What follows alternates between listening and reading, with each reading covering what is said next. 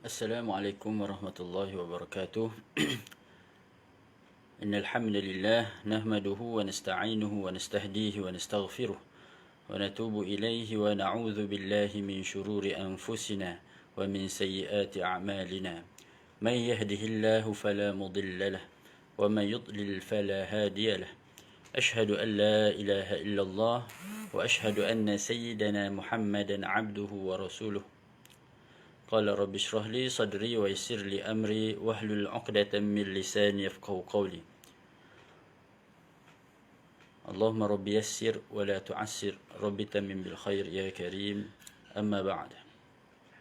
Alhamdulillah, syukur kepada Allah Subhanahu wa taala, kita rafa'kan atas segala nikmat yang telah dianugerahkan oleh Allah Subhanahu wa taala kepada kita. Diberikan lagi usia, diberikan lagi kesempatan untuk kita terus mengabdikan diri kepadanya, sementara kita menunggu tibanya waktu, tibanya ajal kita yang kita tidak tahu sehingga bila. Lantaran itu kita dituntut untuk sentiasa bersedia.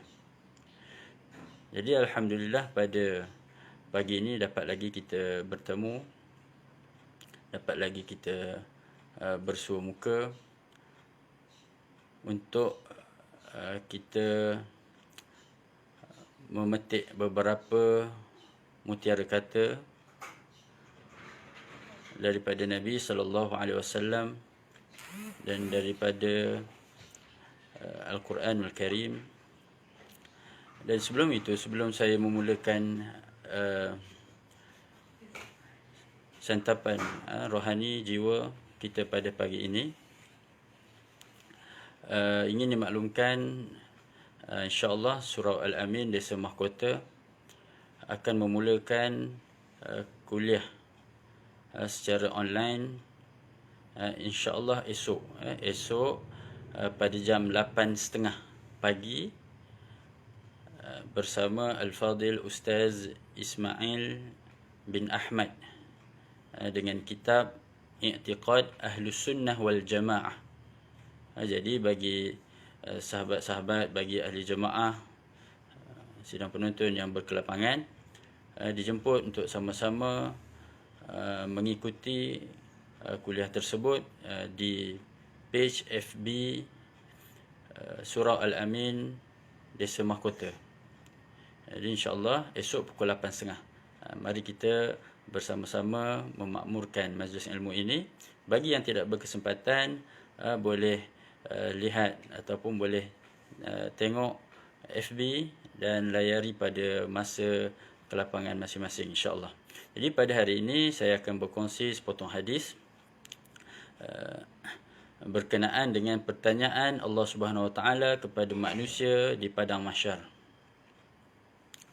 An Abi Barzah Al-Aslami qala Rasulullah sallallahu alaihi wasallam la tazulu qadama 'abdin يوم القيامة حتى يسأل عن عمره فيما أفناه وعن علمه فيما فعل وعن ماله من أين اكتسبه وفيما أنفقه وعن جسمه فيما أبلاه أو كما قال النبي.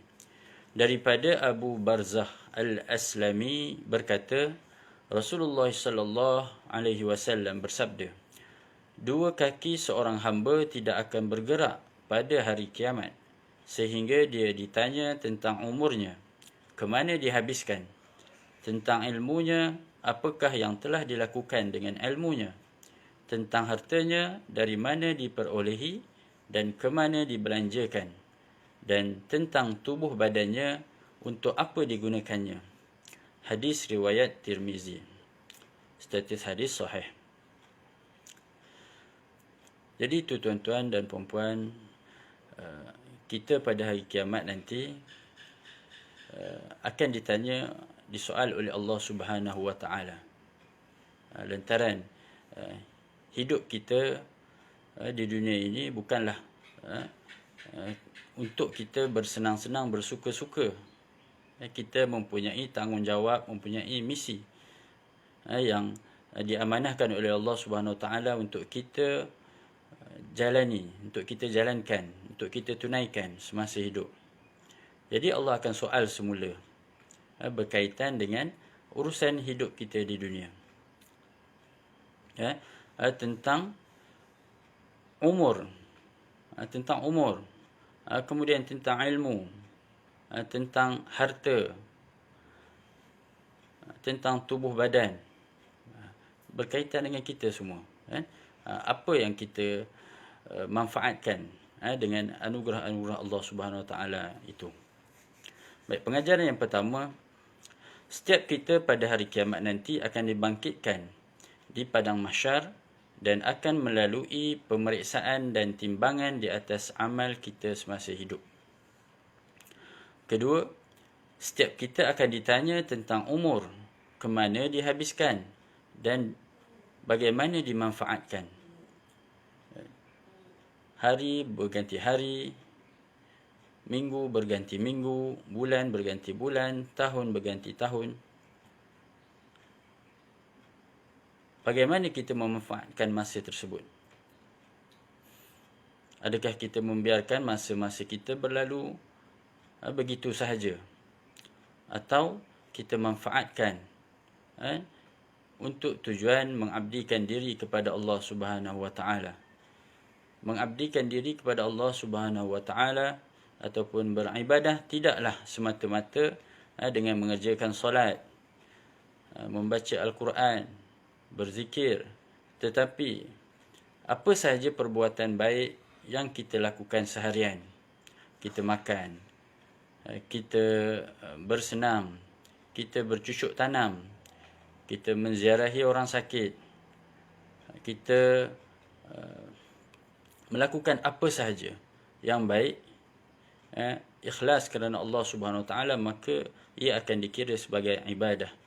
Jadi apabila kita melaksanakan sesuatu yang baik itu kerana Allah Subhanahu Wa Taala, maka kita telah memanfaatkan masa kita, umur kita dengan perkara yang disukai oleh Allah Subhanahu Wa Taala. Kita akan terlepas insya-Allah tentang soalan tersebut.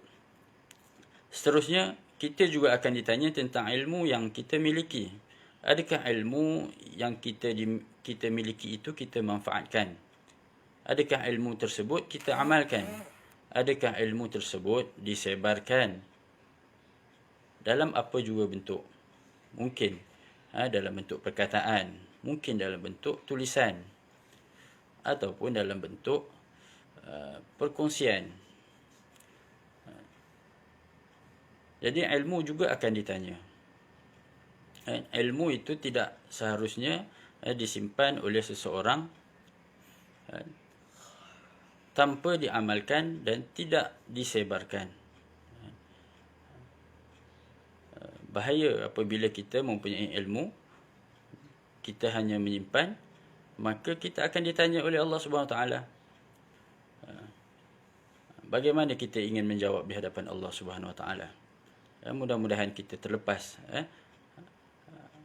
akan perkara-perkara yang kita takuti di Yaumul Mahsyar nanti, insya-Allah. Mudah-mudahan. Yang keempat, setiap perkara yang diperolehi akan ditanya. Adakah diperoleh dengan cara yang halal atau sebaliknya? Setiap sen yang dibelanjakan juga akan ditanya ke mana dan bagaimana diurus. Kita mencari rezeki, bekerja, kita memperoleh pendapatan, memperoleh gaji, memperoleh untung dengan sebab perniagaan. Bagaimana kita memperolehi sumber rezeki tersebut? Adakah dengan cara yang halal, cara yang diyakini? Dan bagaimana pula kita membelanjakan harta tersebut? Adakah untuk diri sendiri sahaja, ataupun kita berkongsi, kita melakukan infak, sedekah ke jalan Allah Subhanahu Wa Taala. itu berkaitan dengan harta, juga akan ditanya oleh Allah Subhanahu Wa Taala. Kan? Jadi tidak timbul persoalan harta ini aku punya, aku yang usaha, suka hati aku nak buat apa. Dalam Islam, harta yang kita miliki bukanlah milik kita sepenuhnya semuanya. Ada hak yang perlu kita tunaikan. Ada hak untuk diri sendiri dan ada hak untuk ahli keluarga. Ada hak untuk jiran tetangga dan seterusnya. Seterusnya, berkaitan dengan tubuh badan kita juga akan ditanya oleh Allah Subhanahu Wa Taala. Allah anugerahkan tangan, Allah anugerahkan mata, Allah anugerahkan telinga, Allah anugerahkan kaki, Allah anugerahkan mulut. Allah menganugerahkan tubuh badan kita yang sihat. Bagaimana kita menjaganya, bagaimana kita menggunakan anggota tubuh badan kita. Adakah ke jalan mentaati Allah Subhanahu Wa Taala ataupun kita menggunakan ke jalan yang tidak diredai oleh Allah Subhanahu Wa Taala. Mungkin kadang-kadang kita terleka, terlalai. Maka apabila terlalai, terleka, di situlah kita perlu kembali kepada Allah Subhanahu Wa Taala. Kita manusia bukanlah sentiasa melakukan kebaikan. Kadang-kadang kita terlupa, kadang-kadang kita terleka. Sebab tu ada konsep taubat. Taubatan nasuha. Bukan taubat, tetapi taubat. Jadi taubat itu adalah peluang hamba untuk menginsafi kesalahan yang telah dia lakukan.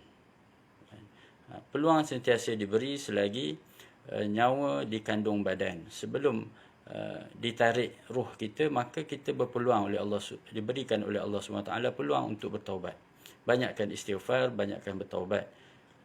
Mohon ampun, mohon maaf kepada sesiapa yang telah kita lakukan kesalahan.